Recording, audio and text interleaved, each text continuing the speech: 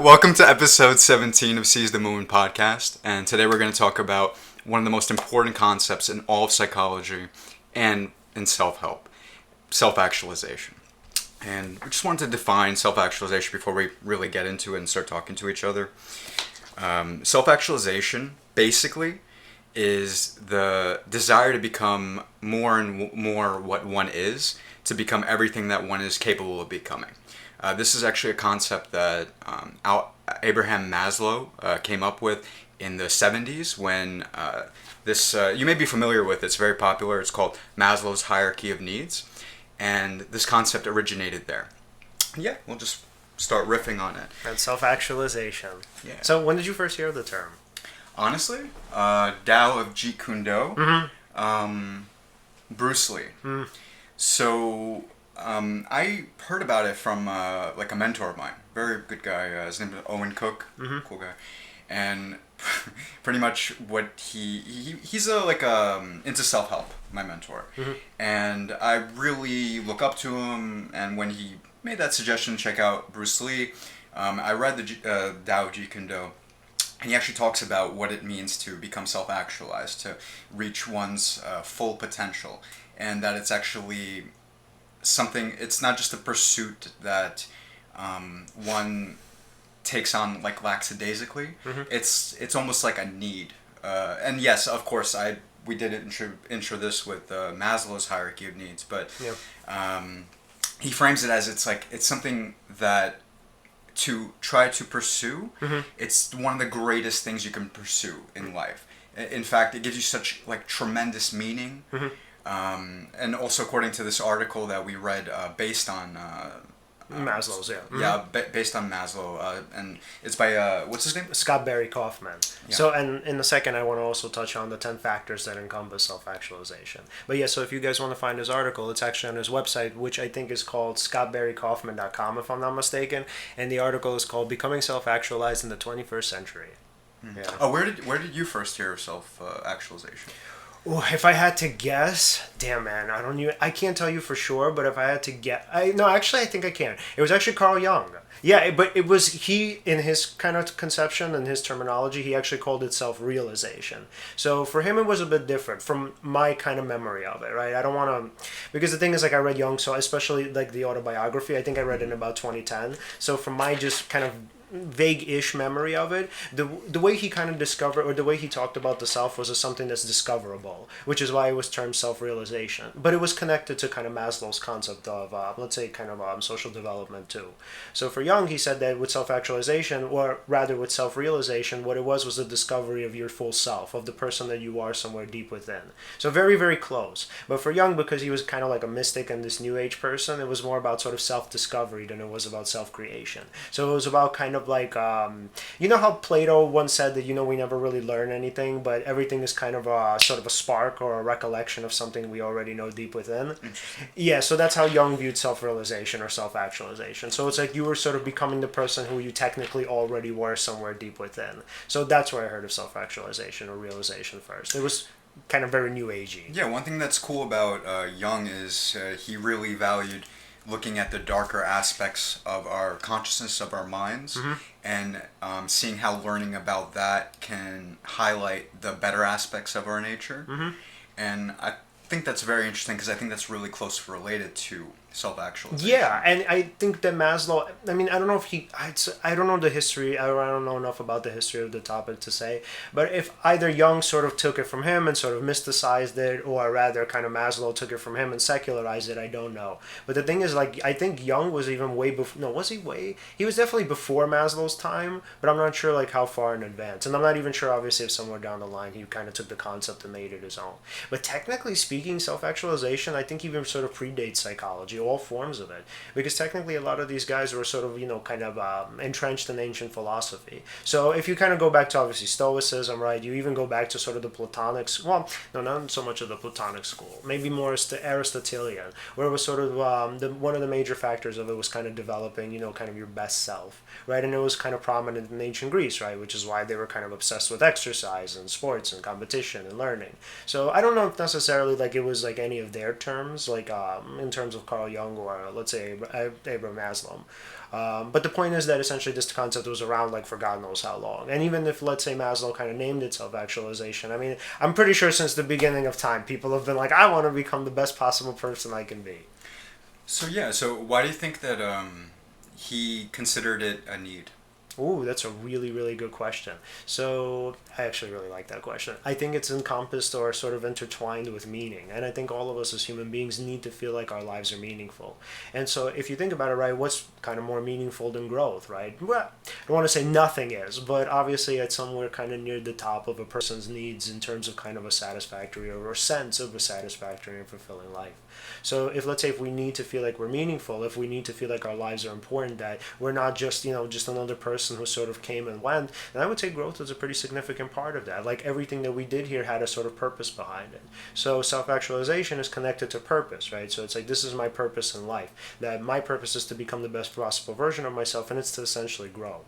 Yeah, and it's interesting because when I was reviewing Maslow, one thing that I noticed is, so first of all, if you even look at what are the needs, the Maslow's hierarchy of needs, it says we have a need for safety, shelter, companionship, and once and other needs as well. Yeah, food, shelter, companionship, basically survival needs. Right. Once you meet your survival needs, what happens is, and this is something very common, I think that people can really relate to, is that once you have all your basic needs met, there's something there. It's like you have this mechanism in you that constantly is ready to deal with problems or challenges. Once you've basically met all your survival needs, which is like the base needs, it's like your mind starts, how should I put this? It's like, it's as if you need some sort of satisfaction. Or purpose even.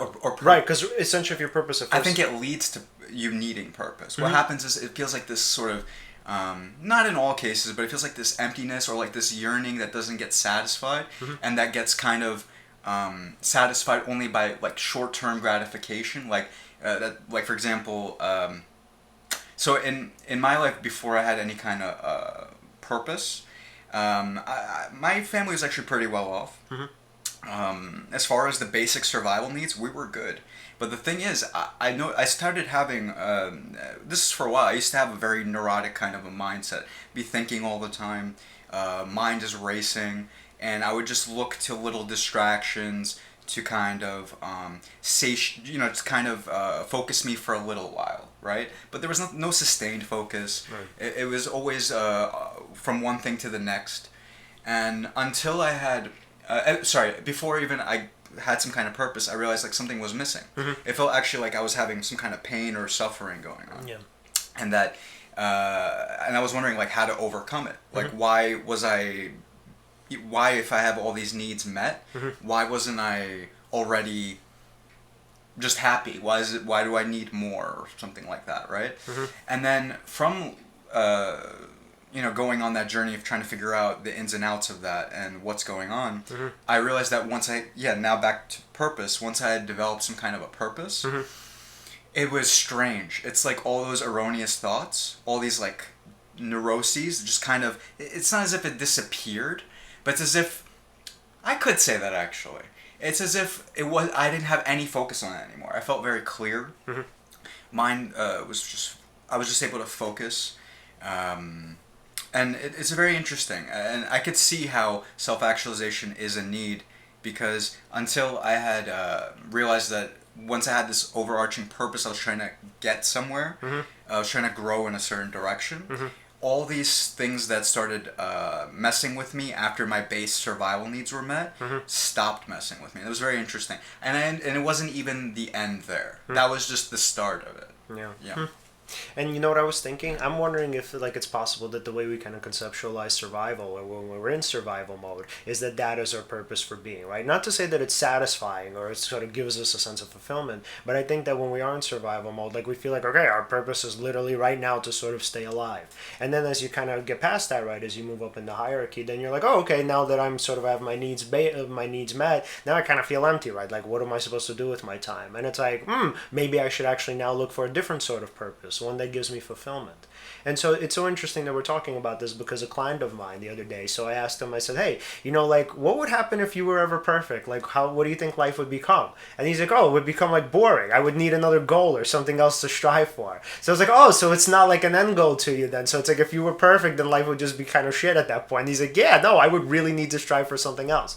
So that kind of shows you about kind of who we are innately, that we really need to have a sense of purpose, right? Even if it's just survival. Again, not saying that it leads to a sense of fulfillment, but I do think in terms of our day-to-day that we need it to sort of to really continue being, that we need to feel like we're doing something, if not important, at least something. Well, technically, no, maybe I'm wrong, because it is important to survive, so we need to feel like we're doing something absolutely important. But for example, Kaufman's article is all about why is it important in the modern society to go back to self-actualization. Now, he didn't exactly say this, but one thing that I kind of feel like he was touching upon is if you're living in modern society, all your basic survival needs are most likely met. For the most part. Unless let's say you're a homeless person living in modern society, fair enough. Yeah. Or there could be, let's say somebody's not well off at all, and they're struggling to still make ends meet, fair enough. I'm not trying to say that. But in general, if you are living in modern society, all these needs are met, and there is a really tremendous need for self-actualization. Because what will happen is, as we develop and all these needs are met, you're going to see that we're going to only get more crazy as a society. For instance, what Twitter, Facebook, and all these social media platforms has revealed to us is nothing new, except for the fact that we've developed a technology that highlights our collective mindset and the things we focus on, and you can see that it's this constant, never-ending stimulation that we go from one thing to the next. For example, I'm not trying to get into the topic of let's say gun control or something like that, but let's say there's a mass shooting for a week. It's a discussion. Yeah. All of a sudden, it switches to the next thing in the news. And it's weird. It's very strange. It's like there's this call to action thing that happens, and then you switch to the next thing, and then the next thing, and things that are important get forgotten about. But okay, what was the point of bringing that up? It's just that because it reflects that where there's this never-ending stimulation going on, it's like we need to develop something a little more sustainable, like some kind of a focus. And I feel like, even as, we have smartphones and people are looking down at their phones more and stuff like that, there's less focus and there's a need for more focus, I would say. Yeah.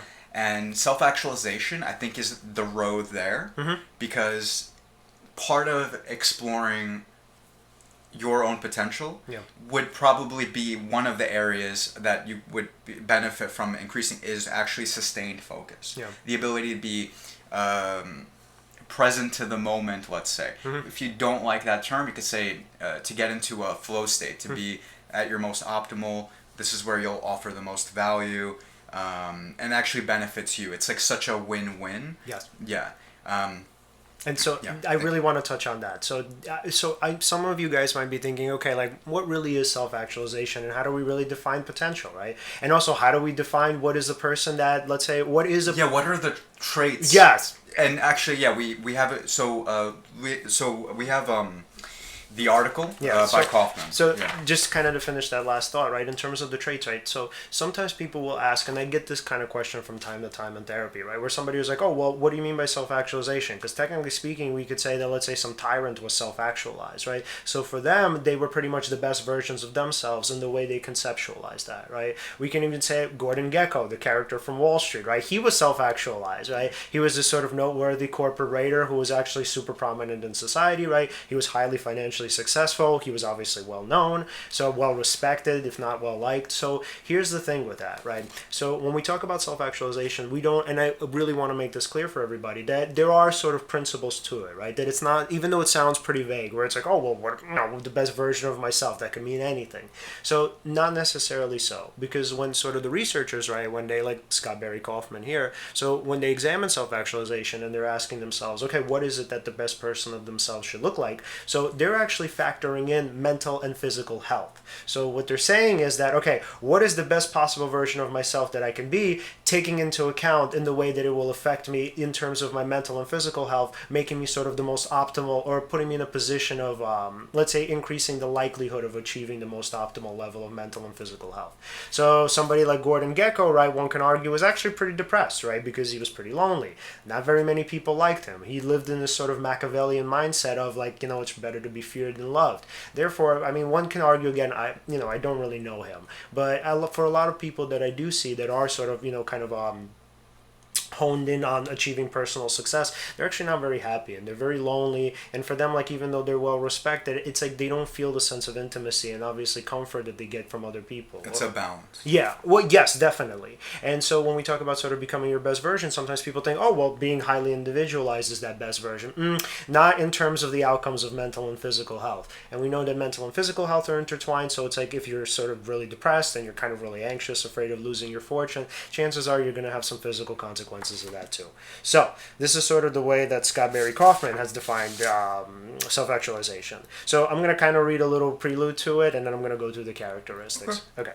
So he writes, after combing through Maslow's writings, I created an initial scale. And so you guys, if you want, you can go on his site and you can actually take the exam to see how self-actualized you are, by the way.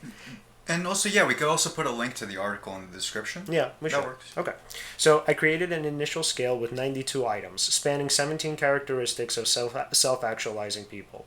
After rigorous testing, I found that 10 of Maslow's proposed characteristics of self-actualization stand up to scientific scrutiny. Not bad considering his list was proposed nearly 70 years ago. So these are the 10 characteristics of self-actualization. So continued freshness of appreciation. And so an example of this is, I can appreciate again and again, freshly and naively, the basic goods of life, with awe, pleasure, wonder, and even ecstasy, however stale these experiences may have become to others. So acceptance, a sample item of this is, I accept all of my quirks and desires without shame or apology, which is obviously incredibly difficult to achieve. So authenticity, I can maintain my dignity and integrity even in environments and situations that are undignified. Equanimity, I tend to take life's inevitable ups and downs with grace, acceptance, and equanimity. Purpose, I feel a great responsibility and duty to accomplish a particular mission in life, which is what we were just talking about. Efficient perception of reality, I'm always trying to get at the real truth about people and nature. Humanitarianism, I have a genuine desire to help the human race. Peak experiences, I often have experiences in which I feel new horizons and possibilities opening up for myself and others. And that's something that you focused on, I remember, especially when we were in Atlantic City. And how much yeah. Absolutely, yeah. And the last one is, two more. So the last two are good moral intuition. I can tell deep down right away when I've done something wrong. And this is, for me, my favorite. Creative spirit. I have a generally creative spirit that touches everything I do. And so, for example, yeah, let's flesh it out just for fun. Sure. So, for example, continued freshness of appreciation, right? So, for instance, we do this podcast all the time. We sit in this pretty much the same exact seats and all that. However, continued freshness of appreciation, as in you may see the same thing again, but it's not the same thing because you're seeing it now. You're seeing like a different version of it. It may seem like you, wherever you're going or the person you're seeing, you've seen them before, but with the continued freshness of appreciation, you would be able to accept the idea that everything is in constant flux. Change is the only constant. You would, every time you see something, it's with a new eyes, with a fresh set of eyes. Yeah. Then acceptance. Well, I suppose, yeah, so as opposed to resisting what's happening or having some kind of reaction to what's going on. Is that, I think we're talking about the self-acceptance. I accept all of my quirks and desire without shame or apology. But I'm sure it applies to acceptance in general, right? Well, yeah, that was actually efficient perception of reality. I'm always trying to get at the real truth of people and nature. Fair enough. Well, I hear you. I mean, definitely self-acceptance for sure. Yeah. Right? But, yeah, okay, so then let's move on. Yeah, so authenticity. Being real, not to play out a certain character, staying true to yourself, your beliefs, not necessarily trying to kowtow to some sort of either conditioning or what culture wants you to be. Maybe to some extent, but you still express yourself genuinely. Yeah. Then let's see, equanimity. This one's actually new to me. So I tend to take life's ups and downs with grace, acceptance, and equanimity. Okay, so actually that kind of goes with acceptance for me, to be honest. Okay. In the way that I was talking about it before, I could see that. I hear. Purpose. So for instance, this podcast, you can argue, for us, it's our purpose to teach people, what we learned that helped us in our life, and hopefully it helps someone else. And because it's, through the internet, it makes some kind of impact, hopefully, ideally. So you can call that purpose. Leon probably has other purposes as well, as a psychotherapist. And, a writer. As a writer. Yeah. So, wow, there you go. There's a lot of stuff going on over there. Humanitarianism, kind of... Which is a big one. Yeah, it ties also to... Okay, so, but not to relate it back to us, because we just used that example, but in general, wanting to help others, to be in service to others, is a trait of self-actualization. It's kind of like it goes back to that community episode that we did. I was thinking that too. Yeah, when you're in service to others, you're also kind of operating at your most optimal level. And it's like a win-win situation. You help yourself and you help someone else. It's not the truth is you're not trying to help yourself, but it ends up paradoxically working out that way. In case you're hearing this for the first time, that might help you to transition to that sort of way of thinking. Honestly, I like to frame things like that. For example, say somebody's coming from that very individualistic mindset. If you do say that it's a win-win, I think when you frame it that way, they'll at least begin to try this action because it still helps them anyway. Yeah. Eventually, they'll see why this principle exists. I do think that it actually is part selfish. I mean, because you learn that by helping others, you essentially help yourself. And yes, but it's. I feel like at that point, you can argue it because the intention starts to change. Maybe in the beginning, you might. Or it could be half. It doesn't necessarily have to be zero sum where it's one or the other. It could be both. It could be like, I want to help this person because I genuinely want to help them, and they also want to feel good about it. Fair enough. And interestingly, and on that point, right, so Scott writes, it is clear that Maslow never conceptualized self-actualizing people as selfish or purely individualistic, despite such misrepresentation by some modern commentators. So instead, Maslow increasingly became convinced that self-actualization is healthy self-realization on the path to self-transcendence. So, and kind of Scott goes on about how he sort of fears that this has been kind of reconceptualized and misconceptualized. That for Maslow, essentially, self-transcendence was actually kind of encompassed what it was to be self-actualized. Yeah, and that's definitely the community episode. Yeah, so now that we've highlighted the traits of someone who is self-actualized, the thing is, to pursue self-actualization is very interesting because I can only, I suppose, speak from my own experience, but when I've pursued it, or you can argue I'm still everyone is not necessarily. I've never met anyone who's completely self-actualized. Who's pursuing self-actualization. Oh, I got you. Yeah. So the pursuit of it is very interesting. Like, there's a kind of a freshness that life takes on when you try to pursue self-actualization. There's this kind of growth that goes on, and a constant change, and it's something that it's very nice because it kind of takes you away from that humdrum routine existence that could be very soul sapping. And I don't know, like, do you feel like there are things that you do besides maybe the podcast that kind of for you is like a pursuit of self-actualization? Yeah, I mean, definitely psychotherapy, because sometimes I deal with like really truly difficult people, and of which I am at times myself. So I mean, that's kind of the hard part, right? And obviously running your own business, figuring out obviously kind of the balance of sort of helping people, but then also in a sense helping yourself, because I do have to make a living, right? As all of the other therapists in private practice do, and everybody else who obviously has to work or run a business or whatever it is. So for me, kind of what self-actualizing is essentially it's maturity, right? Sort of how do I, and I like, there was, I forgot what it was. Oh yeah, the equanimity part, sort of dealing with life's ups and downs in a sort of very serene way. Not sure that's ever really possible for me, at least, but that's kind of the goal, right? Sort of helping myself. You're pursuing that. Yeah. So getting sort of through these difficult experiences, right? And saying to myself that, okay, that this is literally just a part of life. Because sometimes I can be very spoiled, but I'm like, no, I don't want to do this, and I don't want to do that, and I don't want to go through this because this is too hard, and I don't want to do the shit that's literally just rote, right? Where I'm just doing it over and over and over again.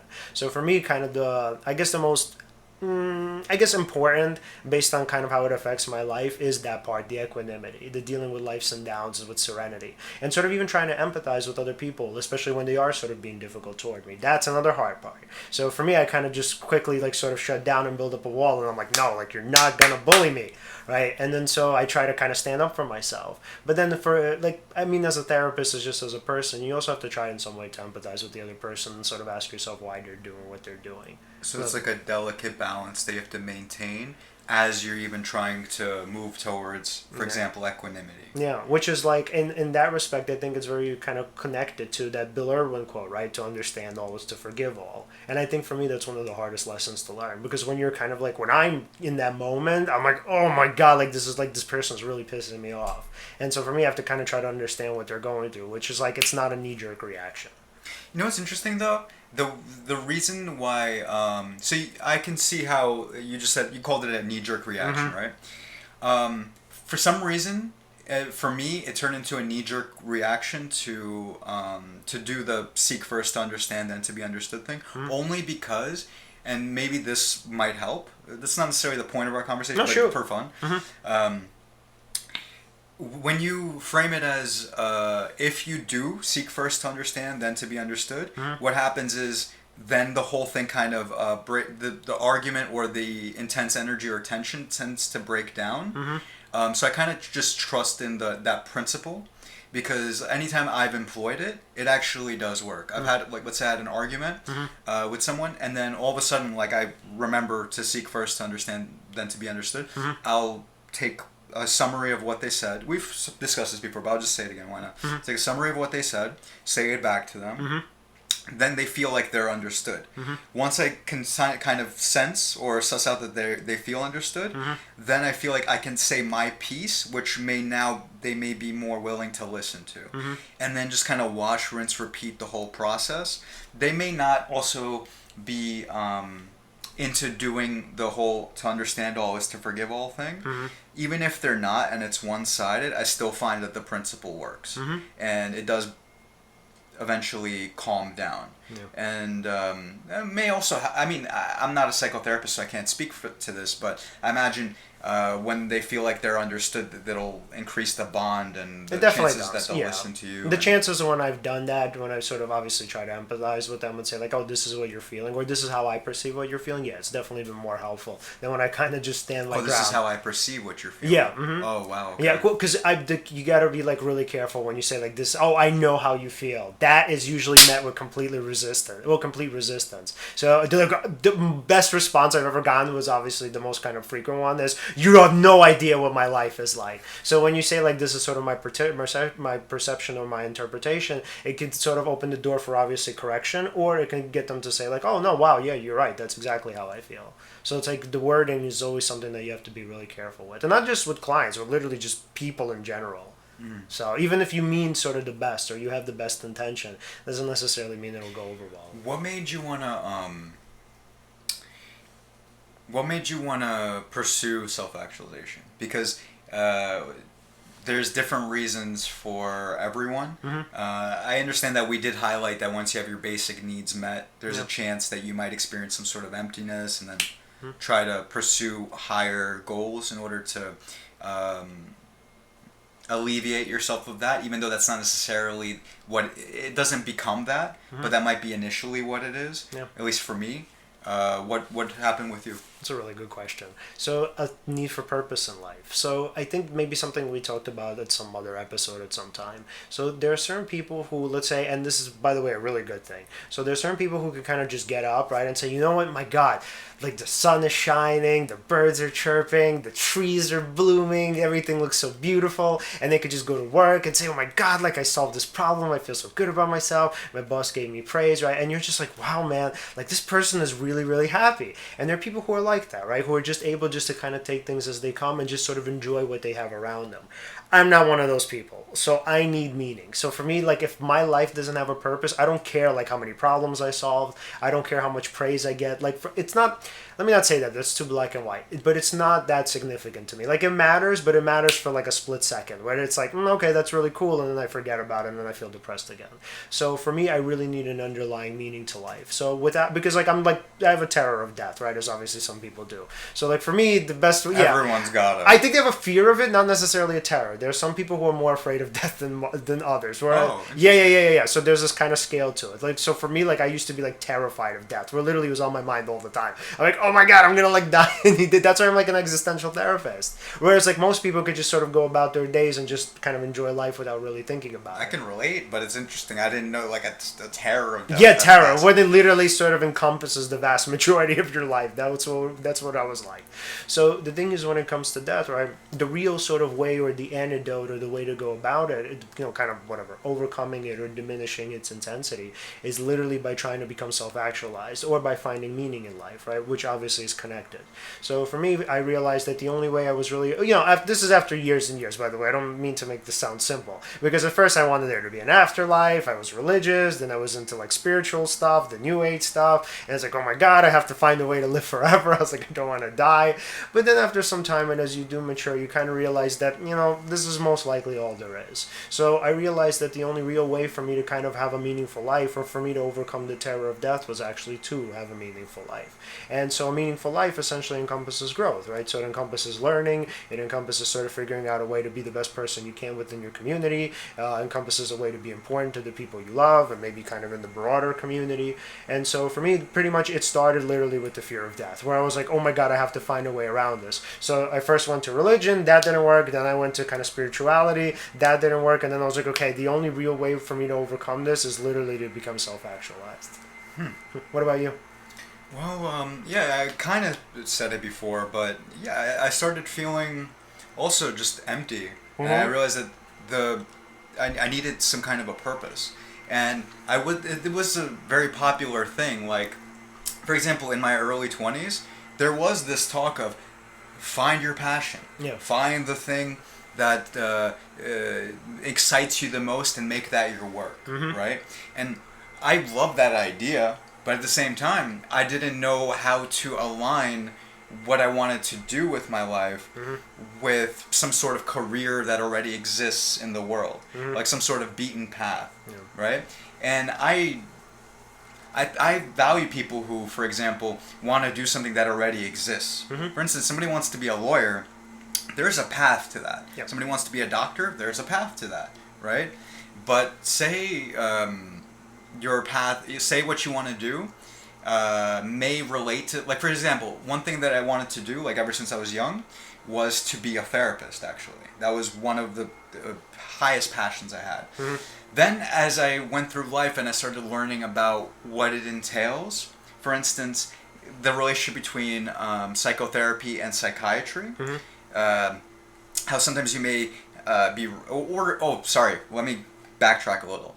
I actually wanted to be a psychiatrist initially. Then I learned what it entails, which is giving people prescriptions and certain medicines that may or may not work, testing it, and all this trial and error. And I didn't really value that method of it. I actually... But just kind of just as an aside, so... Just really quick, because I don't want our listeners to think like that's all that psychiatry is, because they're actually really, really good. I was about to say. Oh, okay, go ahead then. Go ahead. Okay, I realized that that's not all that psychiatry is. Yeah. Because there are really, really good psychiatrists out there. And it is combined with aspects of psychotherapy and real discussion with someone, and psychiatry really does help people. Yeah. Just that it didn't jive with how I wanted to do it. Also, the fact that it was one person at a time that you were speaking to, I actually didn't like that. Okay. I like the idea, because the thing is, I understand, there's this idea I heard a long time ago. If you want to change the world, globally, you must first start locally. And that makes plenty of sense, right? And if everyone followed that, then the world would of course change, right? Because if you did it local to where you are and everyone employed that, yes, of course, yes. And it would be like a bandwagon effect. It's fantastic, ideally. Yeah. However, I realized that the moment that we had the kind of access we do now with the internet and reach, that to act globally is to act locally. It is now, because the internet is virtually almost everywhere. Not everywhere yet, but it's basically is. So, So purpose. Purpose, yeah. It was interesting. It was a whole arduous process. I would listen to like people like Alan Watts, who was fantastic. I loved listening to Alan Watts, learning about the ego, trying to transcend my own ego, or the concept that Maslow has, or Kaufman refers to, self-transcendence, which is related. And it was tough, because I realized that to do something that I really wanted to do, I had to do something that's not traditional. I had to do something that was a little off the beaten path. There are people who kind of do what I wanted to do, but it's tough to really say I want to do what they do. For instance, like a Tony Robbins, I think he's amazing, tremendous. I like that he does seminars in front of a whole crowd of people. He has read, according to him, over 700 different psychology books. Fantastic. It's great. And his teaching methods have really impacted people, changed their lives. Fantastic. But then I wasn't sure if I wanted to do that exactly. But I did like the idea of the fact that you're speaking to a lot of people. And that there's a huge reach, and that the impact that you can make is better, at least, than if you just impacted one person. So then I thought of people like Rogan, for instance, who has a podcast, and which has tremendous reach.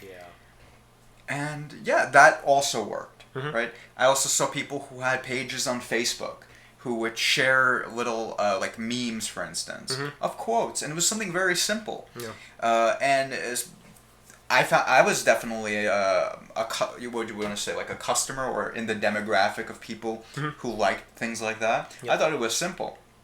You put a nice quote over there. It's a nice picture. It engages you, and you might check that out every day if you like that particular page. But then there's not too much depth going on there, depending on how you want the quote to be viewed, or there's not enough of explanation there in order to make any kind of lasting impact to anyone, but it is valuable. So I explored all these different areas. But then eventually we meet, right? And, well, even prior to that, I did develop that page, Ego Ends Now, and I wanted to develop it even further and make it into some kind of like a network company that had all the, you could say, quote unquote, best people in the world, who in every category, whether it was physical fitness or mental health, in other fields, in scientific fields, or philosophy, just wanted to take like the best people from all these areas and somehow put them all in one place, and see if it would be possible to make it something that's mainstream in the same way that viral videos become mainstream, like they get like 60 million views, or just millions of views or something like that. I was wondering if there was a way to make a psychological or a self-help kind of video mainstream as well. Right, so your purpose was self-transcendence, to kind of create this platform for other people. Yeah, because when I realized, when I learned about, for example, the ego, in terms of the working definition used by Eckhart Tolle, because different definitions everywhere of ego. Yeah, definitely. But yeah. Freud's was even different. Oh, totally. Oh, yeah, and he had split it up into ego, superego, id. But yeah, so Eckhart Tolle's definition of it, I was like, once I learned about it, it had created such a shift in the things I paid attention to and my own awareness. And then I was thinking, whoa, how do I take what I just learned, can it, and teach it, and in a way that's even like a better way of distributing it? Because the thing is, Eckhart Tolle comes from a sort of spiritual discipline. In fact, he might not say that. If you asked him, he might actually say he's from philosophical, psychological, may say things like that as well. I don't know for a fact. But that's the general view of him. And the thing is, that's very niche. And while it is valuable, and it's changed lots of people's lives, and mine included. I was thinking, how can I make this something very digestible to the mainstream?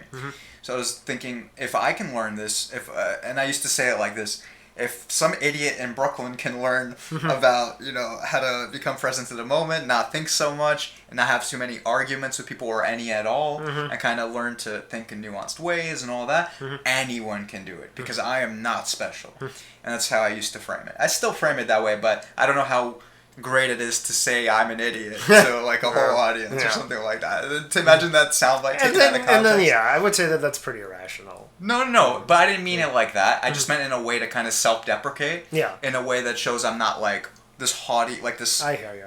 Oh, I learned about the ego. Whatever. I am your guru. Yeah, seriously. I didn't like that idea at all. And, okay, so then this podcast, though, is great because we get to talk about certain ideas in depth and explore them, suss out the most important aspects of these topics. And since we're talking about it, we're just regular guys.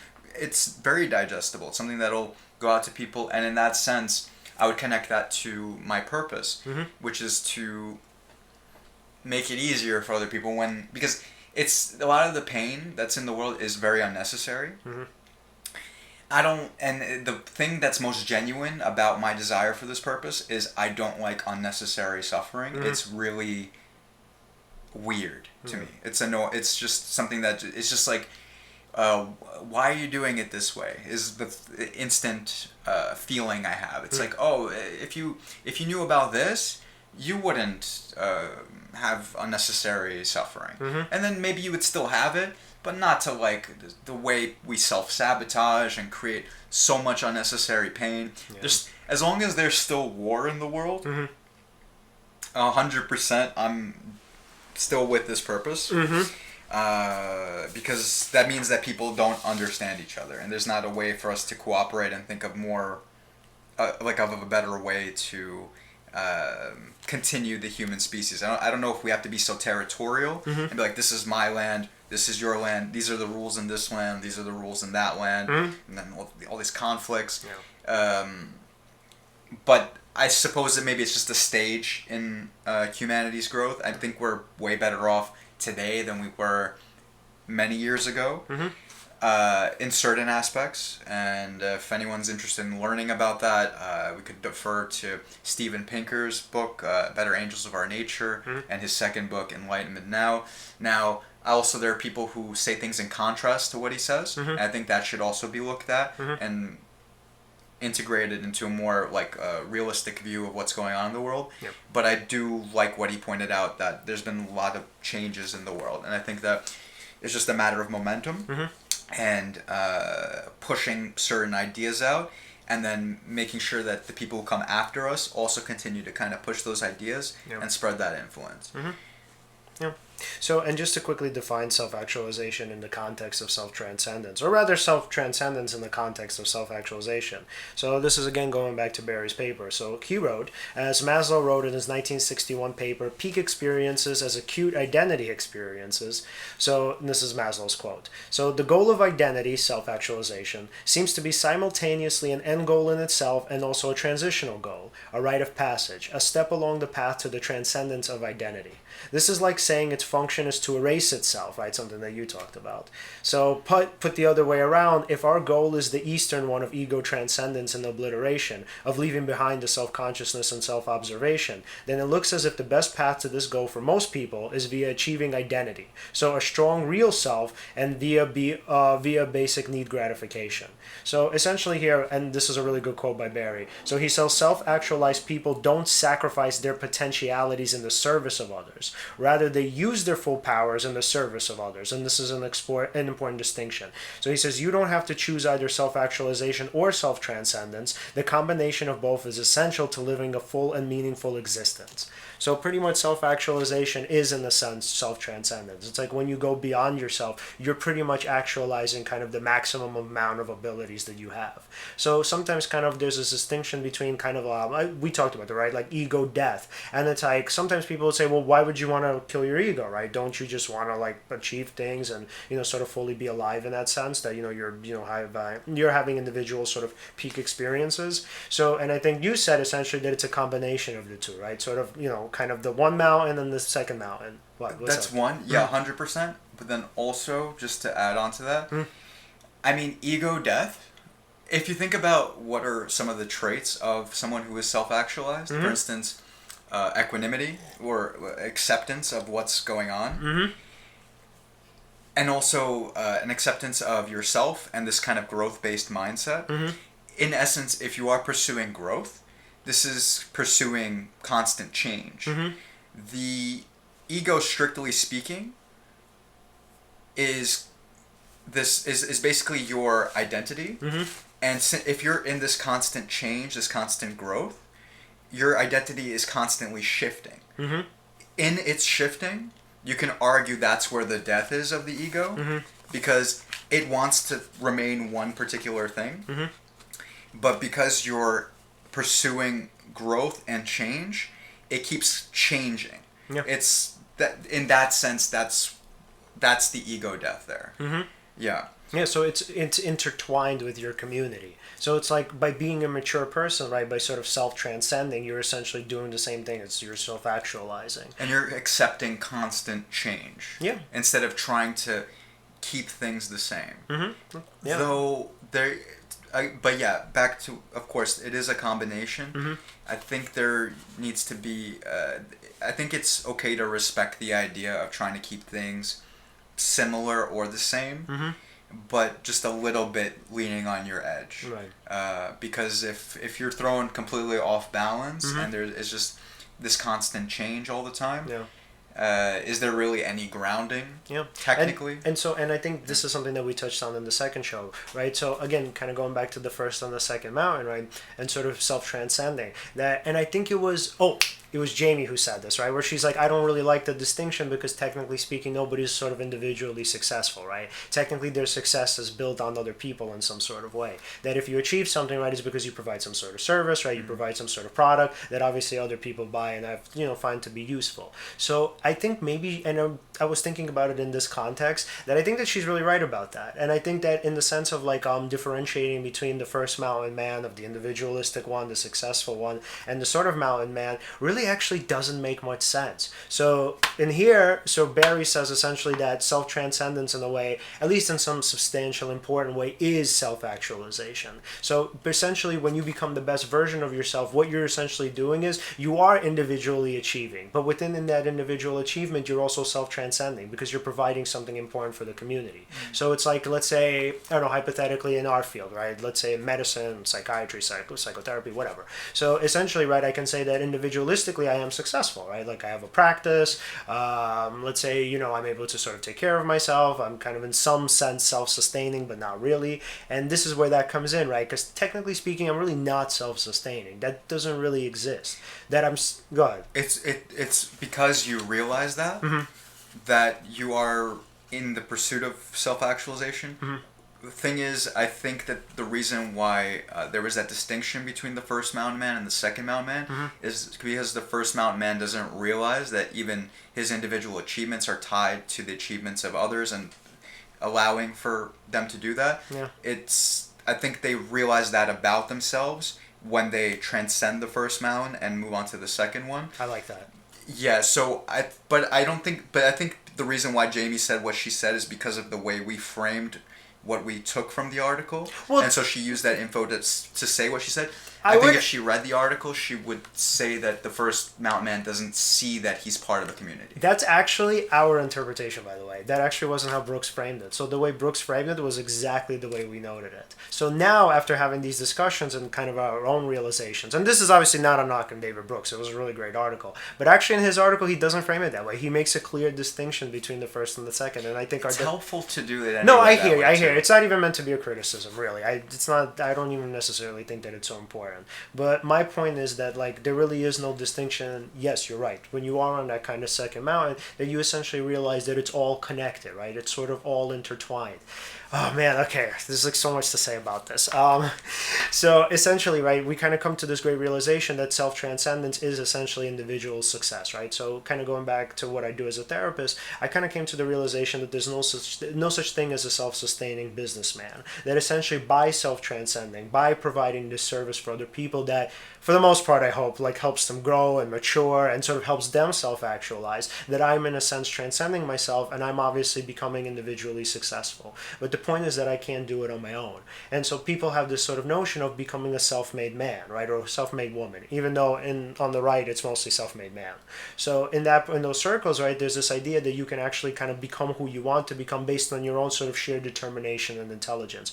Bullshit. It doesn't work that way. Nobody can become self-made. It just you first of all, there's a lot of luck in everything that you, not in everything, let me not say that, but in a lot of what you do, there's a lot of luck, right? Warren Buffett once said, if I were born in Peru or something, I would have never been Warren Buffett. So you get opportunities, right? You get luck, right? You obviously have to know which opportunities are actually good opportunities. And you also have to know how to utilize your luck. So, but the point is that for people who kind of do understand that we're all sort of intertwined and we're all interconnected and success isn't actually individual, they understand that they actually, that in their self-transcendence, right, in their sort of, hesitate to use this term, but kind of use of people in the sense of like providing something for them, that they gain something in return, which is sort of individual accomplishment, achievement, sort of you name it, right? That like, they're pretty much within the fact or within the construct of them providing something really necessary for other people, they in themselves and in turn become highly successful. And so there's this really good show on Netflix which I wanted to kind of bring up. I'm not really sure how popular it is, but it's really like kind of geared toward like college teens and people in their 20s and kind of in their mid 20s. Mm-hmm. So it's kind of cool. So it's called Dear White People. So it's definitely I've heard of it. Oh yeah, so it's a political show, right? But there's actually this sort of metaphysical concept within it too. And so this is a spoiler alert for you guys who haven't seen it. So it's actually kind of like conspiratorial in a way. So in the show, kind of two of the main characters, they end up they find like this secret society, right, that sort of organizes the school, right? And they're like, ooh, we have to find out like what their secrets are. Mm-hmm. And so they're sort of looking through all these clues, right? And so they actually end up meeting the guy or one of the people who's like one of the heads of this organization. And so he says to them, like, so he gives them like all of these different riddles that they're not able to resolve. And then he's like, you know what, guys, like we're literally lacking for membership. So just, can I just teach all of this stuff to you and then you could just join? And they're like, yeah, we don't care. The kids are like, whatever, like young adults, I guess. So they're not, we don't care. We're not that interested. You know, it's like, this isn't important to us. But the main character in the show eventually learns like this really great truth. I don't remember exactly how she came about or how she came around to finding it or discovering it. But so she was looking at the pyramid, right? And then so in the show, he asked her something along the lines of like, what do you think it would look like being at the top of the pyramid, right? And she's like, I don't know, like I'm not even thinking about it. It's like, well, how does this make sense?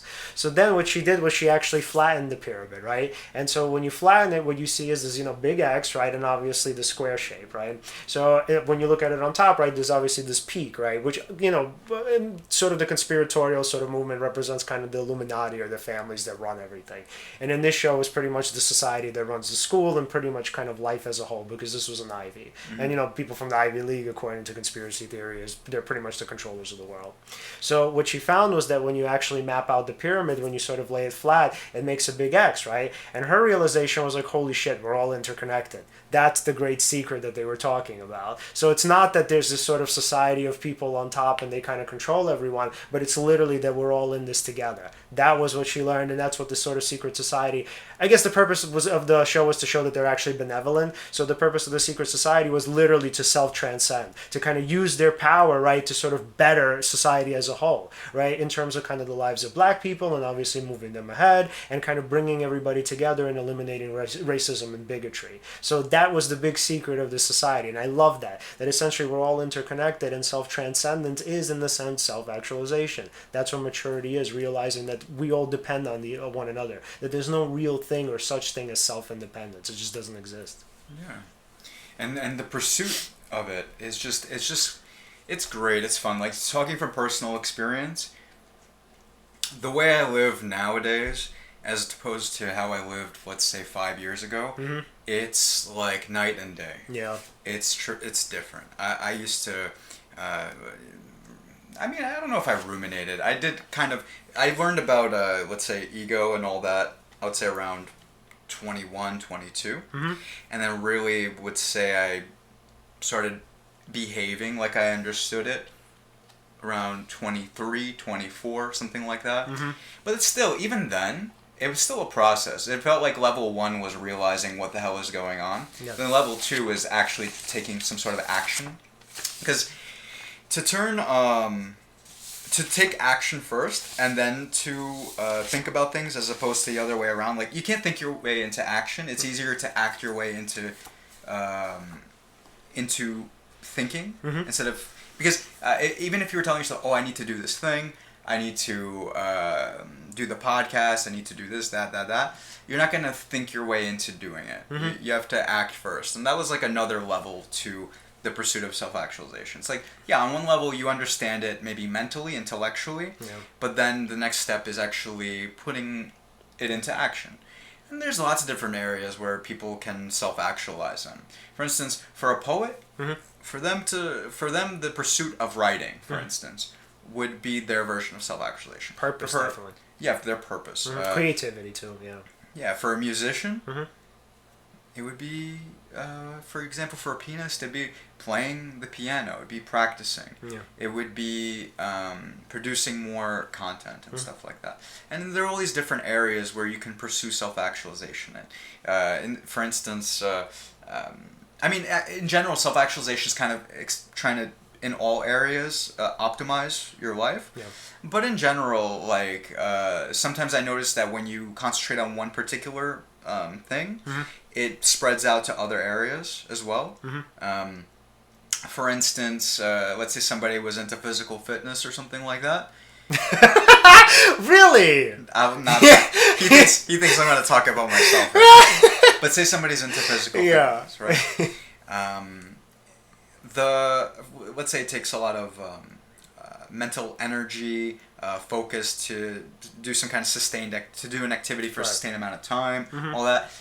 Actually working that out in that particular arena, say you go to socialize with somebody, would you think that perhaps that focus that they bring to that particular activity, they may be bringing to you, if not the same kind?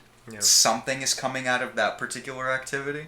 So I feel like the pursuit of whatever is your highest passion can improve other areas of your life too. You don't have to be so conscious of all of this, but it does help to know how these things are working. So this way to kind of, like, for instance, highlighting what the traits are, because that's interesting. I didn't actually, before reading this article, I didn't know these were the 10 traits of someone who's self-actualized. Yep. So that's actually fascinating because, say somebody is learning about this for the first time, they could kind of see what to shoot for or what area, like how they can also measure how they are currently. Yep. And you know what I really want to also focus on, just to have like a concrete definition of why. So again, right, something that we focused on initially was that it's connected to obviously physical and mental health. And just kind of to give you guys a little bit more about that is that, so there are obviously going to be some of you people out there who are going to be like, you know, well, why should I do this, right? What's the point, right? Sort of, why shouldn't I be like a Gordon Gekko? Or why shouldn't I just be sort of mostly in it for myself and figuring out a way how to kind of sustain my own life and my own livelihood and sort of make myself happy? So according to Scott Kaufman, he says, self-actualization was related to higher levels of stability and the ability to protect your highest level goals from disruption by distracting impulses and thoughts, right? Like what you talked about, the racing thoughts. Self-actualization was also related to lower levels of disruptive impulsivity. Like, let's say, you know, I'm self-destructive is an aspect of it. I feel out of control, right? And then it was also related to, what was I? Oh, sorry. It was also related to lower levels of non-constructive thinking, right? Have a, let's say, dark outlook on the future, often expresses doubt about myself or about the world, and a lack of authenticity and meaning, where, let's say, you would feel that my list lacks direction, you know, in terms of like what I want to accomplish, what my goals should be, or you act and feel in a way that doesn't fit you.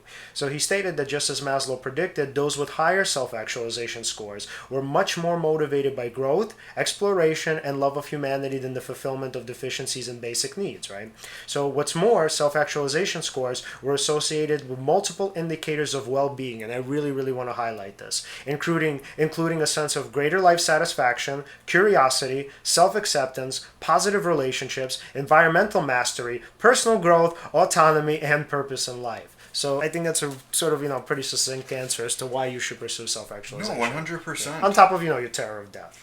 Yeah, and it's actually, I'm happy that you read that right there, because it shows the contrast of one way of being versus another. Right.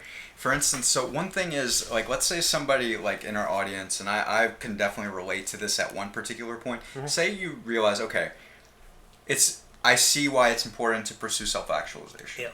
What can I do? How can I leverage whatever I'm feeling now or where I'm at now, mm-hmm. and kind of start to pursue that? So there's actually this quote I was looking at earlier. Mm-hmm. Let's see. I have it here. I'm going to get it right now. So, pretty much, it's a quote by Maslow. Mm-hmm. So, he who belies his talent, the born painter who sells stockings instead, the intelligent man who lives a stupid life, the man who sees the truth and keeps his mouth shut, the coward who gives up his manliness, all these people perceive in a deep way that they have done wrong to themselves and despise themselves for it. Yep. Out of this self-punishment may come only neuroses, but there may equally come renewed courage. And this is important. Renewed courage, righteous indignation, increased self-respect because of thereafter doing the right thing. In a word, growth and improvement can come through pain and conflict. So that's very, very important, because you can leverage your pain to act as kind of like a motivator for you. It can teach you that it can tell you to act in a certain way to pursue growth. For instance, when I felt a lot of pain, I understood that I was going to leverage that pain and then start to take action there. You could hear the cat right now. Yes. Right? Okay, cool. Damn. Sorry about that, guys. That's fine. It's all good. I have a cat now. But yeah. So that's very important, because let's say somebody's listening to this right now and they're in a place where they're like, "Oh, self-actualization sounds great, but like, okay, is this even for me? Can I do this?" Yeah. And I would say definitely. I think if I wish you guys could see what I was like years ago. If you could see what I was like, I'm sure you're not even at it. It's possible somebody could be in a worse spot than what I was. But just for fun, I bet you there's a certain segment of the people who would be watching this that if they knew what it was before, they'd be like, "Oh, okay, this is doable. This guy can do it. Yeah. I can do it." You know? That's funny. Yeah. I don't know. I mean, do you think it's possible probably for anyone to pursue self-actualization? Absolutely. And I love that the terms or the kind of 10 items are pretty vague, right? Which they're supposed to be. Because technically what's one purpose for one person doesn't necessarily mean it's one purpose. It's the same purpose for the other. Same thing with creativity, right? What one person manifests as their creative side is not necessarily the same thing as another. So. Oh, yeah, for sure. Yeah, there's different disciplines. Yeah. And yeah, so you can have attain self-actualization. It doesn't matter what discipline you're in. You don't have to be into psychology. You don't have to be into philosophy. Yeah. Knowing about this is useful, but you don't have to fully learn about Maslow in order to understand this. You can undertake the discipline you're currently trying to pursue and just apply this sort of concept to it and excel in that particular area, which is actually beautiful. I love that it's so general that you can do that. Yeah. Man. So, self-actualization. So how many people do you think, like, I mean, obviously not naming anybody specific, but like out of all of the people, like, let's say you know, or I know, or we know together, how many people do you think actually come close to being self-actualized? I know why you're bringing that up. Why? So Maslow thought that it was only rare individuals that would pursue. Yes, he did, yeah. Yeah, but, and Kaufman highlights this in his article too, and I agree with him. I don't think it's a rare thing to want to pursue self-actualization, especially why he wrote this article. Yeah. He framed it as, why is it important to talk about self-actualization in modern society? Because more and more people's basic needs are being met. Yes. There's no way that there are not going to be more people who will not feel that need to do something else, to pursue some higher goal, right? Yeah. And there are many people who are not doing it, who are currently just kind of doing... not, I wouldn't say what society tells them to do, and I'm not trying to judge anybody. It's not that. It's just like here's the thing: we're all kind of under this notion of okay, you go to school, go to college, degree, Right. get the job, family, have children. Yes. You make it sound Then so they exciting. do it, right? It doesn't. I'm not particularly excited about it. Yeah, I can tell. I don't actually like that vision of it. Right. I mean, it's fine. It's good. But why did I say it in that particular tone? Mm-hmm. Because it's not someone's own intention. And Mm-hmm. I think that's actually the important key missing piece to this Mm-hmm. is when you realize that if this is resonating with you, you may realize that there's something you want to pursue. Mm-hmm. That there's something else that you may want to be doing that you're not doing. Yeah. And I would say instead of getting down about it, use it. Yeah. Use it to try something new, to take action where otherwise you wouldn't. And also, if you can't do it all at once, Mm-hmm. baby step. Yep. Baby step it. I did it. For instance, what can I say? You hate when I bring up the gym. It's not that I hate it. It's just a lot. He says I bring up the gym a lot. In the comments, let us know if I talk about it too much. But no, I don't hate it per se. I know. Yeah. Okay. So, but here's the thing. When I started going, Right. even though I knew it was good for me, Yeah. I could go barely once a week. I For hear the you. time that I went, it wasn't that long. Mhm. The things that I did weren't even the right things to do there. Yeah. So there's lots of layers to what wasn't quote unquote right about it. Right. But I tried to keep going. Mm-hmm. And eventually there was momentum. Mm-hmm. And that's kind of what it is. It's just you have to kind of build momentum Yeah. in the pursuit of self-actualization. Take baby steps where needed. You don't have to do everything at once. Yep.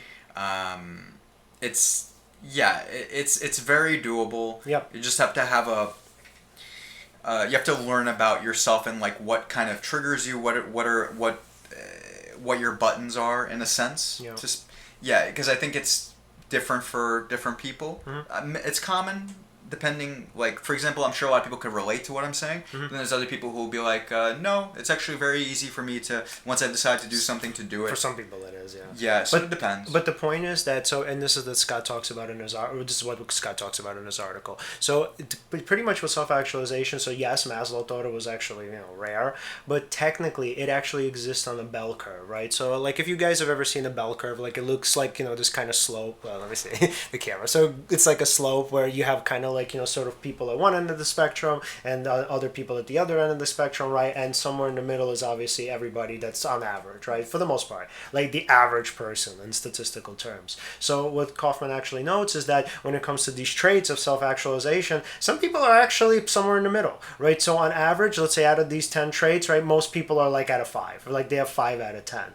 So obviously there are people who have much less, and then there are people who have many more. But the point is that pretty much anyone can do it. That it's not something that, let's say, requires you to be a deep thinker or a deep philosopher or to have like this sort of in-depth knowledge of humanity or the human psyche. No. Like anybody can literally do this. And for the most part, all of you guys listening, most of you have already achieved at least half of this list. So that's pretty cool, right? So it's not like you're climbing up this mountain, right? No pun intended. So you're not really climbing up a mountain, right? It's like, because some people, like with the gym, right, they think, oh my God, I'm pretty much starting from scratch, right? And it's the same thing with self-actualization. People think like, you know what, I'm not so great. I don't really know, like this seems like a lot. Technically, it's not. And if you were to ask some of the people in your own lives, right, you would find out that pretty much you actually have the vast majority of these qualities, or at least, again, half of them. But it's something that you could just continue to build on. And it's even possible that if, let's say, for the most part, you manifest, let's say, 5 out of 10 of these qualities for the most part, right? Kind of in most situations.